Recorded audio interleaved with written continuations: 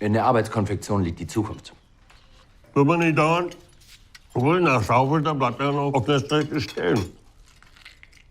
Was macht unsere Fabrik?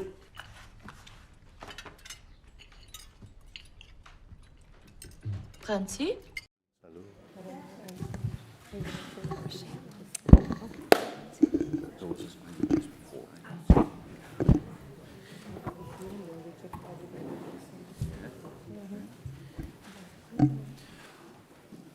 Beno ba, eskerrik asko prentsaurreko honetara etortzeagatik. Gaur sail ofizialean dagoen pelikula bat aurkeztuko dugu, Agnieszka Hollanden Franz.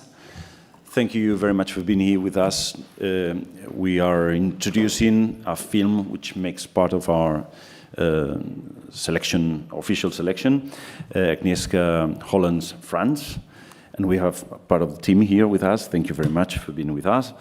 And decía que tenemos la suerte de tener a una buena parte del equipo de la película Franz que compite en nuestra sección oficial dirigida por Agnieszka Holland y contamos con buena parte del equipo que les voy a presentar.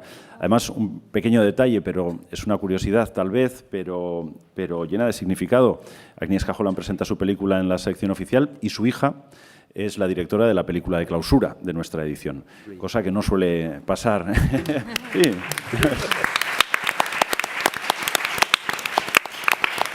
Muy bien, pues tenemos con nosotros a la actriz Emma Smetana, a la actriz Katharina Stark, al actor Peter Kurth, al actor Idan Weiss, a Agnieszka Holland, directora, guionista y productora de la película, Tomasz Naumiuk, directora de fotografía, Sarka Cimbalova, productora, Marcin Wierzchoslawski, productor, y Michael Downey, productor ejecutivo.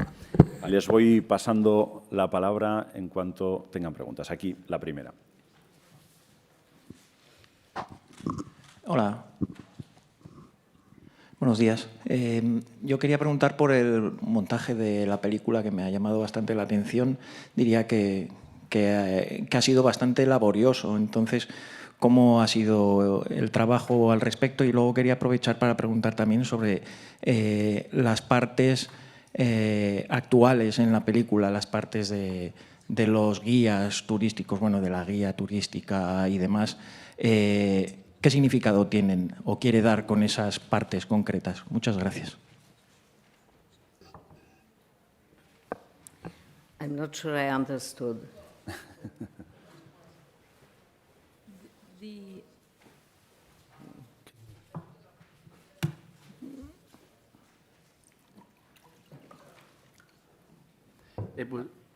Are they translating again? It means, if I understood well, you asked that it was difficult to make that the film. editing, yeah. And the editing was difficult, yeah?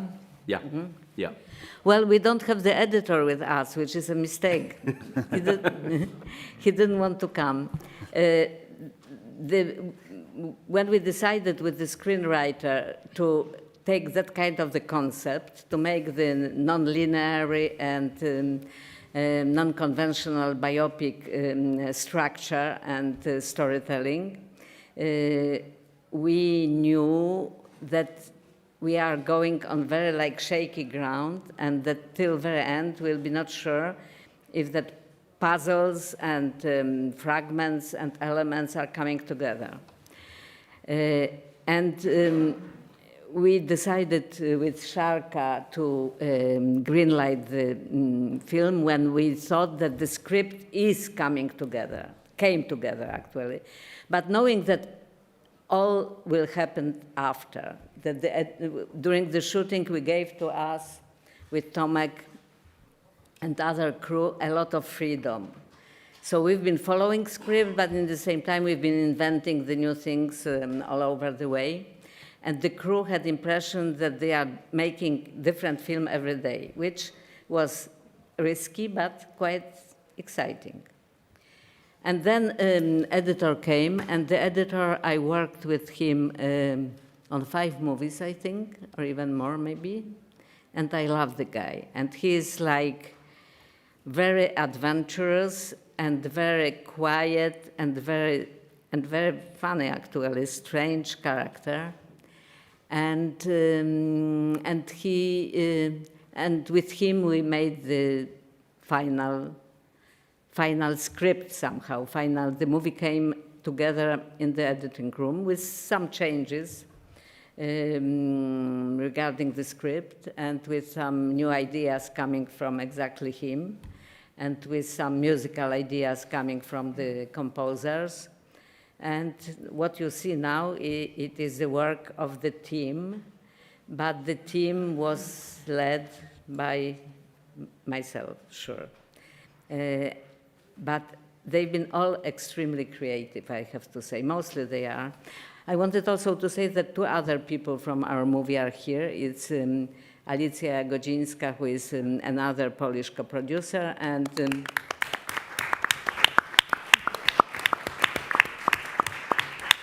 Sandra Korzeniak, who is Polish actress, who plays mother.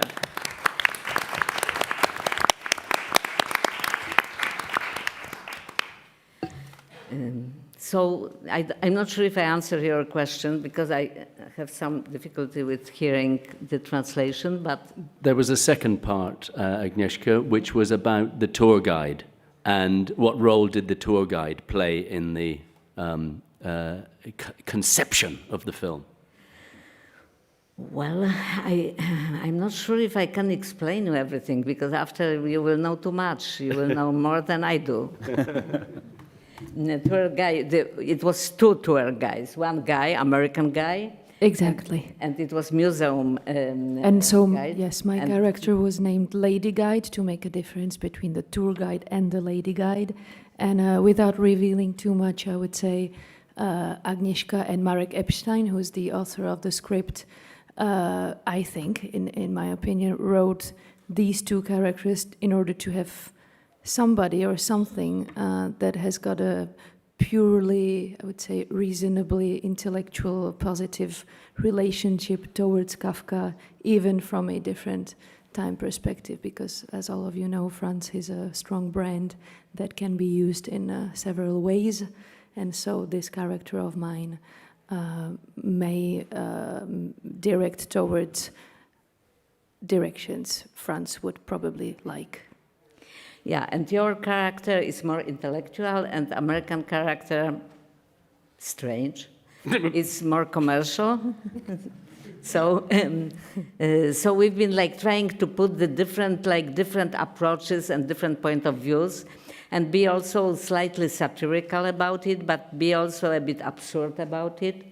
But in the economy of the storytelling, the characters like that, and the characters and the fact that the main characters have been breaking the fourth wall and turning to the audience and commenting Franz, help us to have exactly, to avoid the mise en scène of the informations. What I really don't like in the biopics, that most of the energy, storytelling energy, is going to the staging and dramatizing the informations. And we wanted to be more expeditive about the necessary informations, or even more than necessary informations, and try to find the substance, which, you know, it's up to you to judge.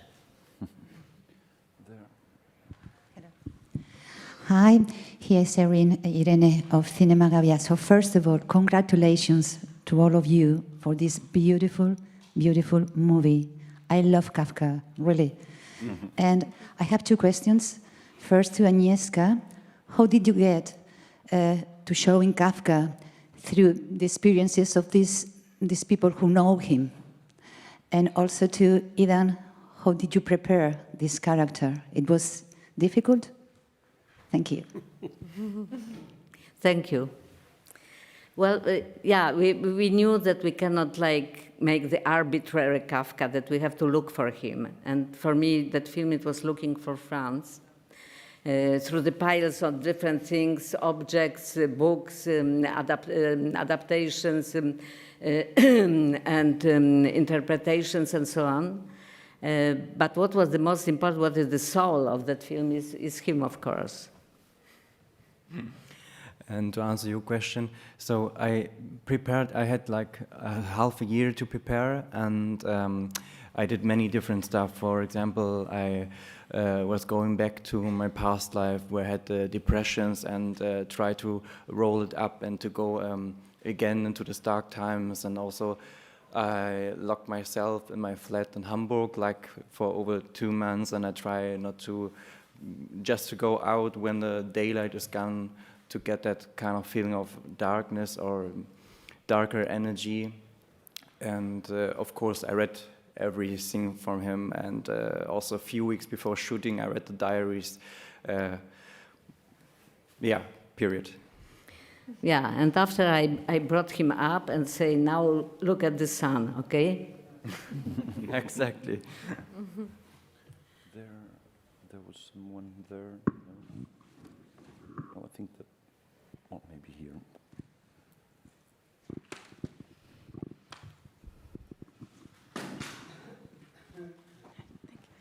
Hello, Catalina in a Romanian magazine, Conștiința. Congratulations on the film. Mrs. Holland, as you said, the storytelling is very complex and very dynamic. We have different perspectives from the past, from the present, from the future. Different characters tell the story of Franz. And what caught my attention is that almost every time when we have a change of scenery or a change of emotion in the life of Franz Kafka, there's the music that marks that thing, that special moment as an event. So I wanted to ask you, how did you decide on the the scores, or how did you choose the movie? Music, the music for the movie, and also for the DOP, we have some very poetic takes there. The camera is very close or very far away. There's a static, and there's movement. There's dynamic. How was the collaboration with Mrs. Holland, and who decided the last, perspective of the take? Thank you. So Tomek will answer first, because first was the image, after came the music. Yeah, so first of all, image comes from the Kafka works, all what we try to put on the screen was, of course, very connected with everything what Franz Kafka wrote. But for me, personally, Franz Kafka was Idan. So he told us story how he prepared, but I met him when he was already kind of made. So I didn't know about this preparation, what he said. So whatever he brings to the set, we try to catch.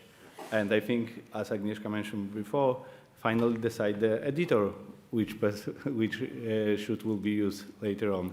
But all the time we try to catch the essence of the essential piece of the scene. And it's very different, and these differences was our key for a storytelling of this movie. Because we always want to try do every scene like with turning the table. So it was like Agnieszka said about the freedom, but that freedom was very big pain, because we couldn't like set up one kind of storytelling. We all the time try to change it, and this change was our main rule. Yes, most of the films I'm doing, I'm looking for the style of the film, and most of that style is quite consistent. And that time we know that the style of the film will be not being consistent.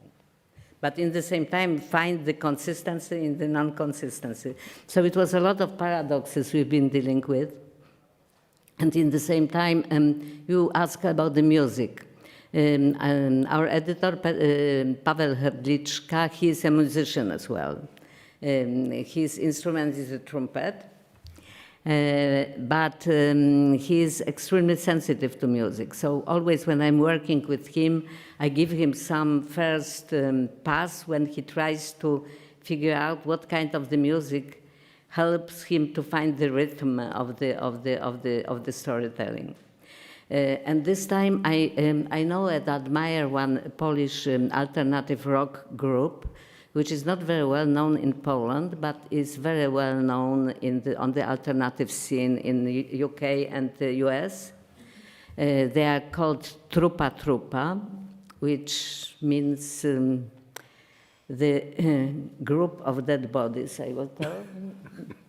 Corpse, yeah. Group of corpse. And the leader of that group, I know for quite a long time, he's a fantastic poet. Now he is published in many countries, and his poems are very economical and very, very cruel somehow. It's somehow connected to the experience of Second World War, and he's also the admirer and expert of Kafka. And now he had the conferences in Princeton about exactly, that. So he's like the big head. In the same time, he's absolutely crazy. So I thought his music, in some strange way, even if it's not classical instrumentation and it is, practically some kind of the rock, dark rock, he can help us to find exactly the mood. So it was the first music we put on the film. It was their music. They send us the pieces, different proposals without vocal. And we've been playing with that. It helped us a lot, actually. And so it helped us so much that we decided to keep it, even if it was considered on the beginning as a kind of thumb music. And after the regular composers I'm working with came, and they have to deal with that, adding some other layers, and sometimes fighting with what we had, and sometimes like adding something, and it made, it made the final music, which I think is not overwhelming, but in the same time gives the new layer exactly. Hi, from Brazil, Rodrigo Fonseca, Correio da Manhã. I think it's more than a movie. It's an erupting volcano because it has such a power. I have two questions to Ida. Your physicality is amazing. Your physical work is impressive. But how to find the right tone of silence to represent a man who was like a living industry producing words all the time? How to discover Kafka's silence? And Agnieszka, congratulations for the film. The question is, when and what was the first impact of Kafka's work on the development of your literary repertoire, and how did rediscovering his literature now through the medium of cinema allow you to interpret his seminal books in new ways? Go. Okay. So,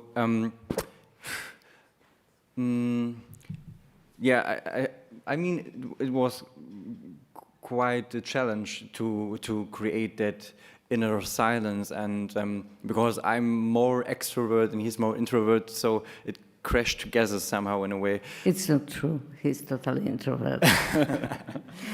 But I think when I read the book, books, it was for me very important to, or I think it was I very quick understood which language he speaks, and what was your question again? The silence. Yeah.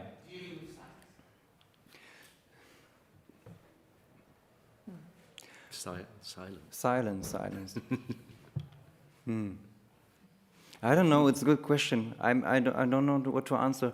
But I think, when I get more into the dark place at my hometown, it was after I read the first book and then the next book. It was I created somehow my inner silence, and I remember when we shoot, I spoke a lot with everyone on the set. With everyone, I spoke the whole time, and then when we shoot, actually, I didn't have much to say. Just the lines came out somehow in a way. When I met him first time, when I'd seen him first time, because the link with some first tries have been sent to me by a German casting director, and Idan was on that first tape, on that first link, and I was. My biggest worry, our biggest worry, was if we will find Franz. With Kafka, it's a bit different than with other famous writers, because imaginary about him is so strong, you know, especially in Prague, but not only, you know, his face is on everything, so everybody knows how he looked like. It will be difficult to cast somebody who looks completely different. But Idan actually looks exactly. So I was afraid, okay, that guy looks exactly like Franz did, but if he has his soul. And then we met, and I had the impression that he has exactly his soul. So maybe he didn't need to work so much. Maybe he just worked because we gave him a lot of time before the shooting started. But I think that he just has it. Of course, he's a gifted actor, and he is a hardworking actor, and he's a very responsible man.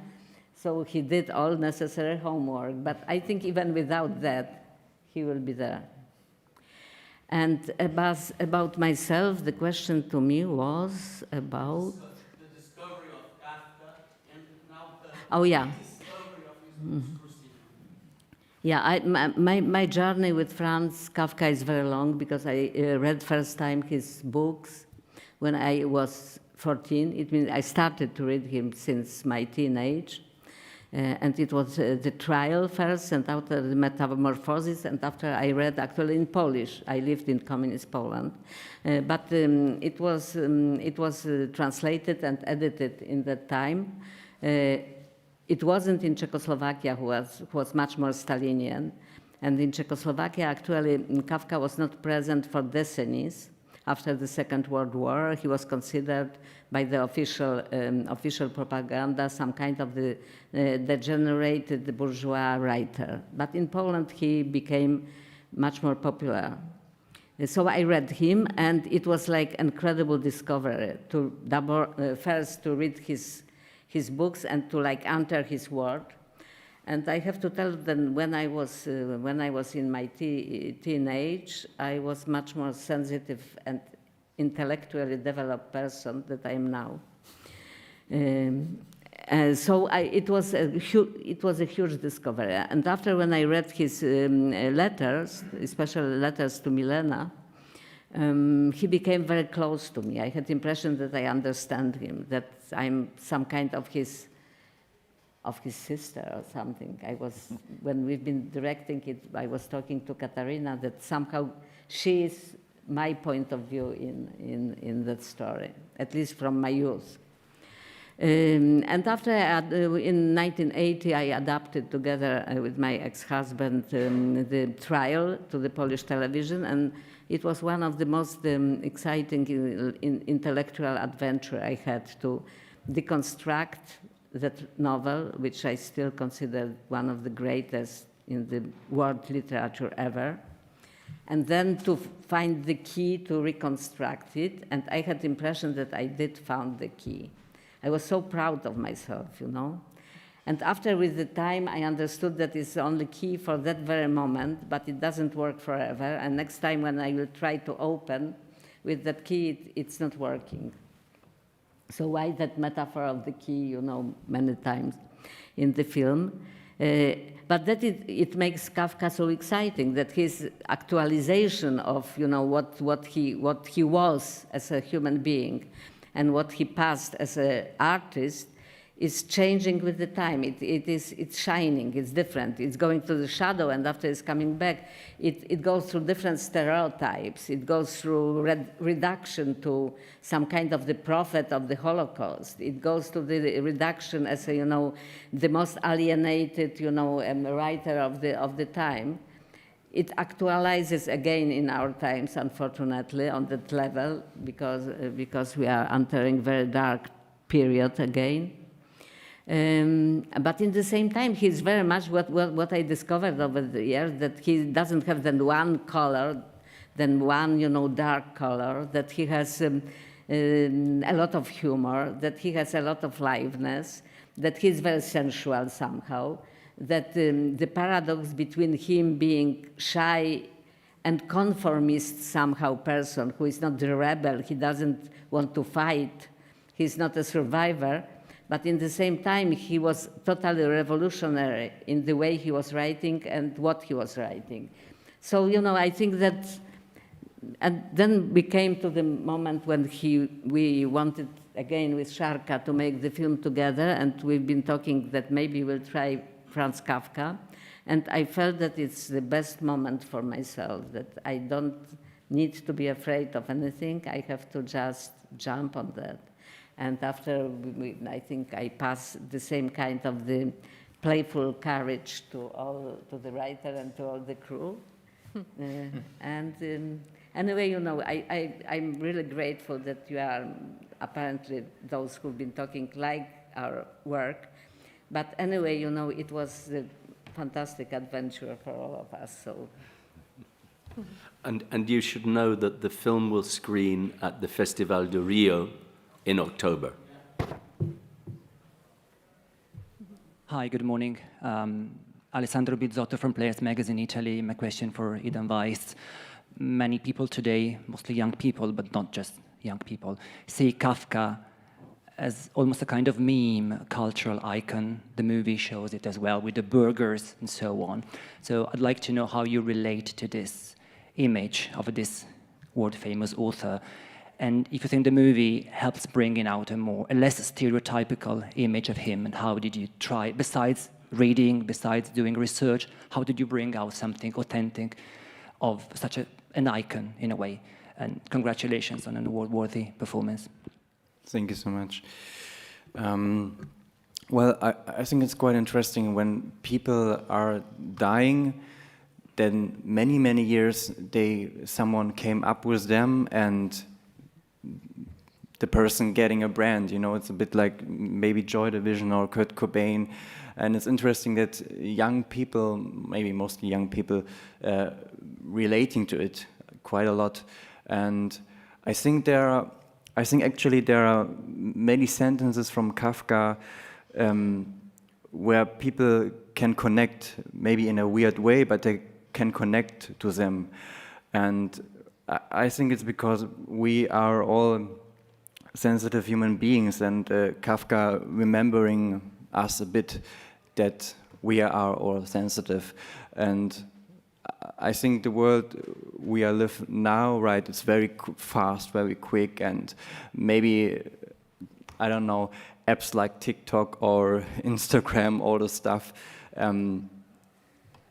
maybe people can relate to that in a weird way. I don't know how to describe it, but it's quite interesting actually to think about it, why young people relate to it so much. Did I answer your question a bit? Okay, great. Well, probably not so many young people are reading Kafka right now, but are embracing his image, his brand, exactly. And I think that his sensibility, his persona, his character, his way of being different, his way of being uncertain and full of doubts, and in the same time following some path, that it's quite attractive to the youngest generation. We screened the film to some little groups of quite young people, or very young people, who didn't have the deeper knowledge of his literature, and the connection was immediate. So we thought, you know, it's something metaphysical here, that he can be perceived not only in that natural way by the readers, but also by the people who can connect to his situation. And about that satirical part of the film, when I didn't want us to be critical about, you know, the consumption and, you know, that turning Kafka to the kitsch, which is happening actually in Prague very much. But in the same time, we've been like talking about if Franz wakes up and he comes here and he sees all of that, all those gadgets and all those monuments and the museum and tours with the, you know, flag with little picture of him on the top, what will be his reaction? And I don't know, maybe he will be amused, amazed, maybe he will be scared, maybe he will be telling, I was right, you, Max, had to burn my work, you know, and let them to forget me forever. Or maybe he will be playing with that, so we don't know. And we wanted to have that feeling, you know, of the playfulness there, that I don't want to make Franz, Kafka, the judge of our contemporary life.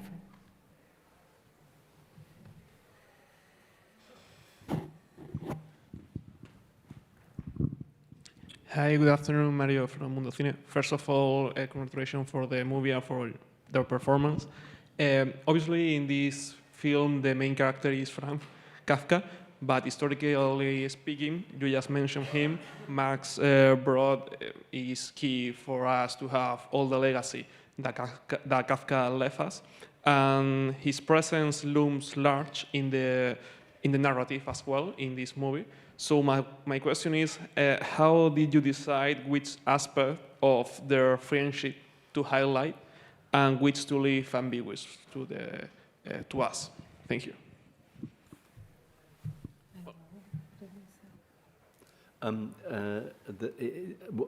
What elements of his friendship with Max Brod did you keep in, and which did you choose not to do? I didn't get it. Sorry. Well, Max Brod, story of Max and story of Max and Kafka could be the separate movie, something a bit like Mozart and Salieri or something like that. Somebody probably even had that idea, but I didn't want it. I wanted absolutely to have Max Brod and show how his friendship helped Franz to even start and to have the courage, to go forward. And in the same time, like that mix of little jealousy and pretentious feeling that I know better how to deal with that, coming from Max, how it colored the relationship. And what is paradoxical is that, it will be not Kafka if Max followed his wishes. So he betrayed his friend's wishes, and in the same time he saved him for the future. And when they've been alive, Max was much more popular writer than Franz was. So somehow Franz Kafka stole from Max his very existence. He became somehow the shadow of Kafka, or owner of Kafka, something like the widow after Kafka. So he used that to build up Kafka's legacy, but also his own importance. In some point, he started to censor him. For example, only recently, the diaries of Kafka have been published in an entire way before it was censored by Max Brod. So it is very, very funny relationship, but at the same time, I have such a deep sympathy for Max and his, and his instinct that he discovered the value which was so hidden for the most of the contemporaries, and he brought that light till the future.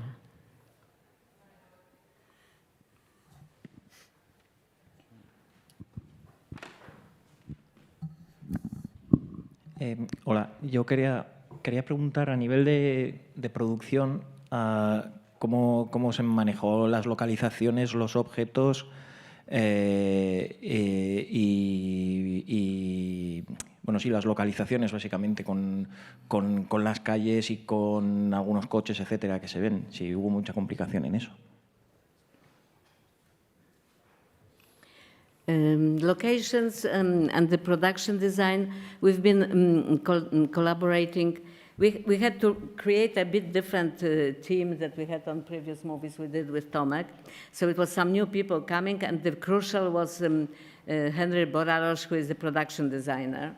And we went together with Tomek and him to my house in France, in Brittany. And we've been spending like 1 week, probably, very intense. 3 weeks. 2 weeks? 3 altogether. With Henry, we spent 3 weeks together, and 1 week with Henry. So we've spent 3 weeks altogether. and very intense time, peripatetic also, because we've been also walking on the beaches and talking, and trying to, imagine the style and being inspired by different movies and different, and different images, and reading the script through several times. And after, I think everybody knew less or more the direction we are heading to. And I knew that I wanted the people who are courageous, fresh, and creative, and who are not afraid to go, out of the box. And Prague is a great location, and we had. This is all start from the one walk when Agnieszka and Sarka took me for the walk of Prague, because they know Prague very well, because Agnieszka is her second home for her, and Sarka lived there. I was not so familiar with Prague that day, so they took me to the walk, and we kind of realized that we stepping the same steps on the same streets where Franz was stepping. So starting from this walk, we just follow the way of Franz. And Prague was very welcoming, which is not always for the filmmakers, that it was a great also power of persuasion from Sarka. We had the access to the locations when normally they don't accept the future cinema. So we've been able to, to as much as possible today to show Prague as it was. But also we wanted to open up, not to stay in the Franz Kafka world, to go to break a bit like the realism of some locations. For example, the place when he's working looked completely different, looked much more traditional and and dusty, and we wanted to find also something which some kind of the brutalism which and the symmetry which takes him to the future. So it was great team collaboration of the production design, costume design, and makeup. Yeah. So I had a great team. And great actors, by the way. Maybe we can talk a bit about the family, the relationships for the father and the sister. It appears that Franz had a very big fan in his sister and almost like an enemy in his father. And maybe a hypothetical question, would the writings of Franz Kafka have been different if his family was different? Probably so. For sure. Who has to answer? Father. Of course. My English is so lousy. Herman, Kafka came from a very poor family, a Jewish Orthodox family from a small place. And he didn't speak very well German, actually. He didn't speak very well Czech, and he didn't speak English at all. So why Peter doesn't want to answer your question. But of course, we've been analyzing it and talking about it. And when I've seen Peter in some German movies and on television, I immediately, you've been the first person, actually, I wanted to have in the film. Because I didn't know Idan yet, and I didn't know Katharina. It came through the casting. And after I was thinking that Sandra will be great wife for him because they are so different.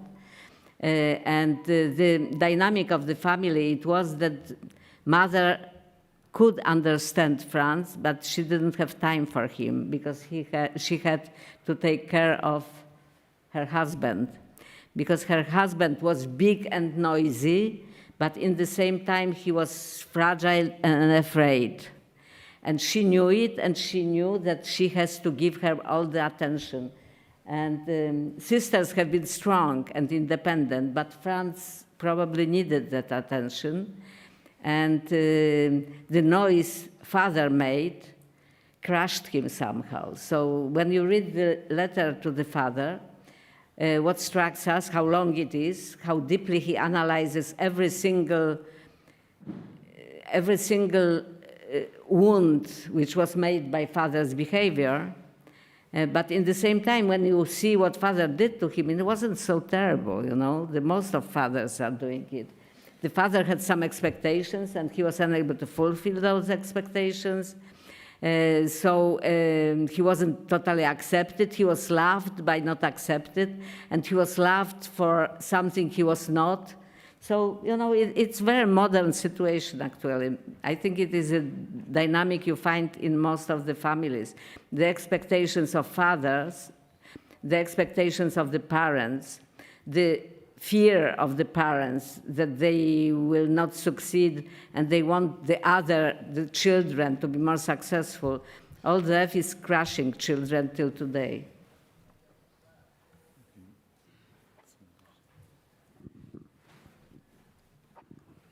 Buenas tardes, mi nombre es Julia Montesoro, vengo de Argentina. Felicitaciones por la película y por las actuaciones. Quería preguntarle a la directora, la película introduce muchos elementos que la conectan con la actualidad, ¿no? Empezando por la forma de comunicación, estableciendo en algunos momentos miradas irónicas sobre la forma de comunicarnos actualmente a través de redes sociales o en solitario, creyendo que estamos conectados, y eso lo relaciona con la actitud de Kafka de, bueno, pocas palabras, pero mucho escrito, muchas cartas, que serían los emails de hoy. Pero también me pareció ver en la película una mirada en relación a la actualidad, a lo que estamos viviendo con respecto al feminismo y a la posición de las mujeres, porque las mujeres en la película están mostradas de una manera, no sé si esto realmente, discúlpeme si estoy cometiendo un error, pero no sé si en la historia real fue así, pero las mujeres están puestas, están mostradas como las que introducen soluciones, hacen puentes, tienden puentes, entienden la naturaleza de este hombre o de los hombres que la rodean. Quería preguntarle si eso es un punto de vista suyo, deliberado, puesto en la película, para también conectarla más con lo contemporáneo o no.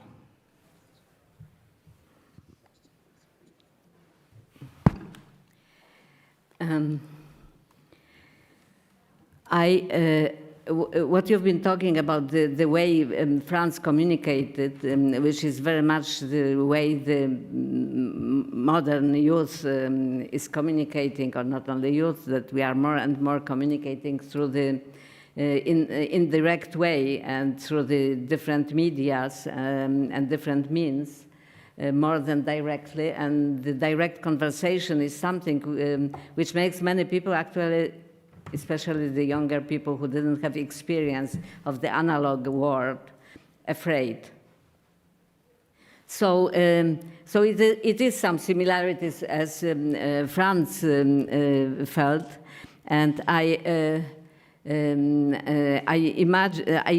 realized when I was rereading all the possible biographies and recollections about Franz and rereading some of his letters and diaries, that somehow I didn't want to make the medical, diagnosis of Franz Kafka, but certainly many things which you can see from that falls to something which we can call today neuroatypical, that he was in some kind of the spectrum, and some of his reactions or some of his behavior, and especially his sensibility and also his sensoric sensibility, have been very much like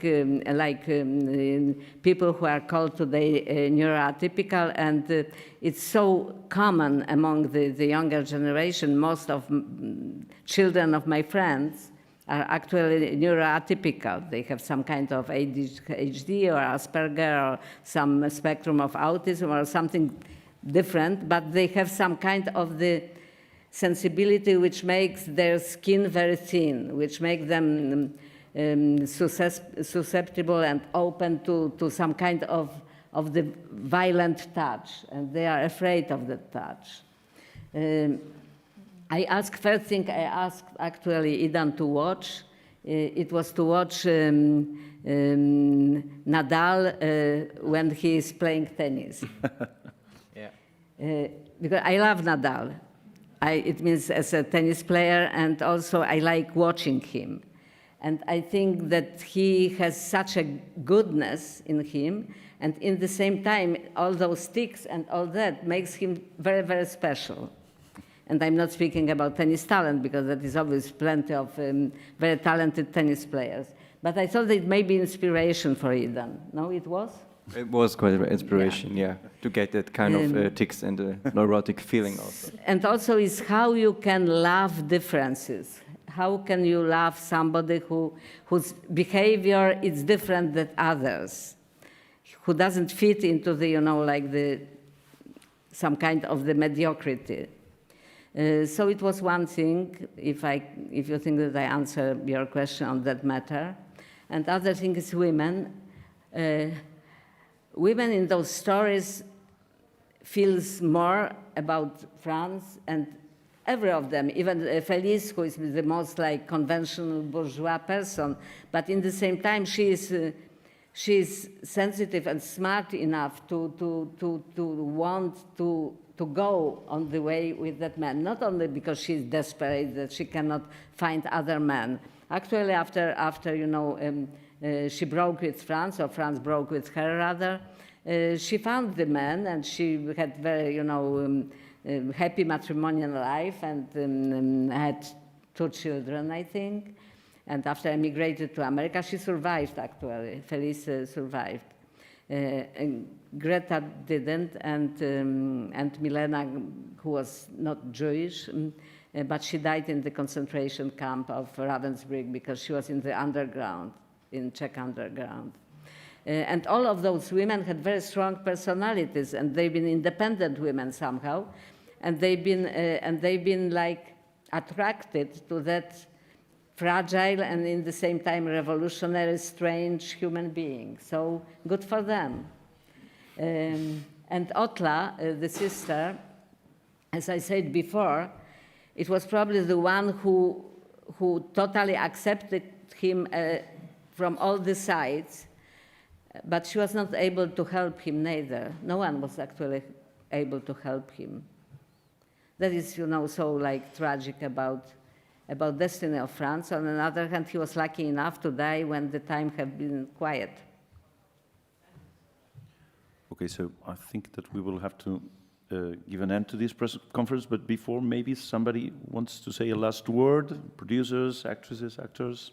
If you don't mind, as you can see, I've been jumping on the microphone. That's because my name's Mike. But there is a fascinating, interesting, and unique and unknown connection of Franz to San Sebastian. Oh, clearly, in his diaries, he unequivocally says that he poses for nude for a painter. And he posed nude for a painter called Ernst Ascher. And Ernst Ascher painted him naked as San Sebastian. So there is a complete, direct, and opposite connection between Franz Kafka and San Sebastian. I leave you with that thought.